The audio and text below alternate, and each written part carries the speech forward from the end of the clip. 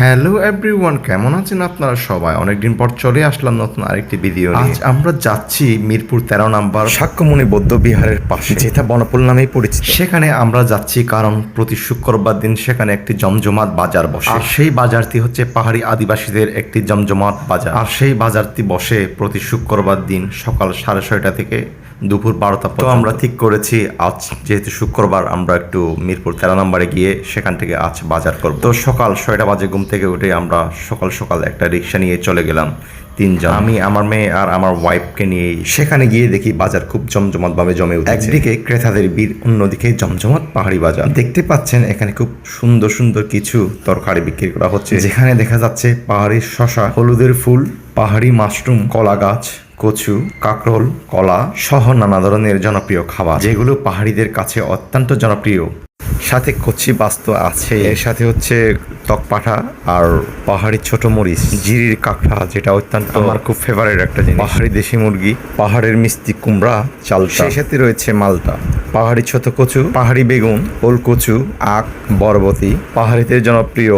এর সাথে রয়েছে অসংখ্য জনপ্রিয় তরকারি। তো আমাদের অলরেডি বাজার করা শেষ, এখন হচ্ছে আমরা বাসায় ফিরছি। মোটামুটি আজ আমরা সেখান থেকে 3000 টাকার মতো বাজার করেছি। ঢাকাতে যদিও অনেকগুলো পাহাড়ি বাজার রয়েছে বা ছোট ছোট দোকান রয়েছে, যেখানে হচ্ছে মিরপুর, কাজীপাড়া, মোহাম্মদপুরা, মিরপুর 13 নম্বরেও রয়েছে কিছু কিছু ছোট ছোট দোকান। কিন্তু সেই সব বাজারগুলো থেকে এই মিরপুর 13 নম্বরের এই বাজারটা একটু বেশি ভালো লাগে, কারণ এখানে অন্য সব বাজারগুলোর তুলনায় এখানে একটু কম দামে সব জিনিসগুলো পাওয়া যায়, যার জন্য এই বাজারটি অনেকজনের কাছে অত্যন্ত জনপ্রিয় একটি বাজার। যাই হোক, এরপরে আমরা বাসায় ফিরলাম।